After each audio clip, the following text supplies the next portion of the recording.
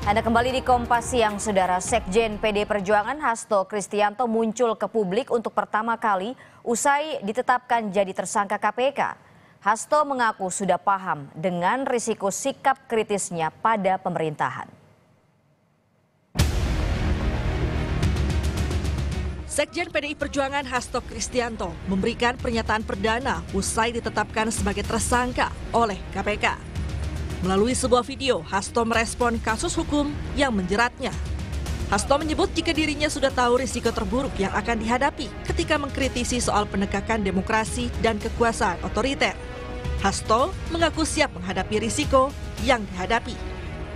Sejak awal ketika saya mengkritisi bagaimana demokrasi harus ditegakkan, bagaimana suara rakyat tidak bisa dikebiri, bagaimana negara hukum tidak bisa dimatikan, dan bagaimana watak kekuasaan yang otoriter, yang menindas rakyatnya sendiri harus dihentikan. Saya sudah memahami berbagai resiko yang akan saya hadapi. Kami tidak akan pernah menyerah.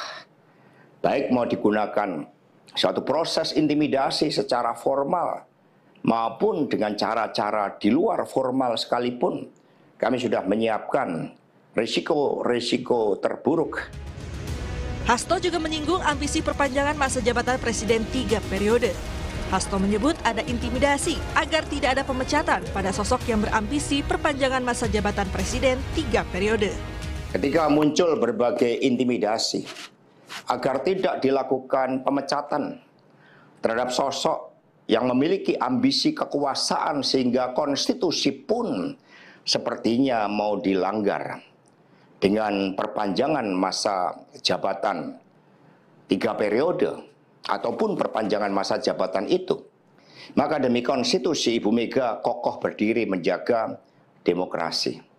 Dan ketika aparat penegak hukum digunakan dengan segala cara untuk melakukan intimidasi, sumber-sumber daya negara digunakan demi kepentingan politik praktis, maka pilihan untuk menghadapi tembok tebal kekuasaan itu wajib dilakukan oleh kader-kader PDI Perjuangan.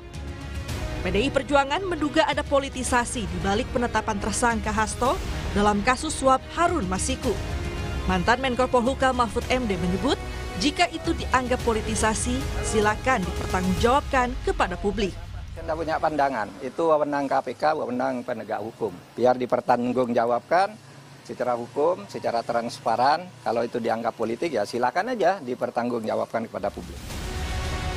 Mantan penyidik KPK Novel Baswedan juga angkat bicara soal penetapan Hasto sebagai tersangka.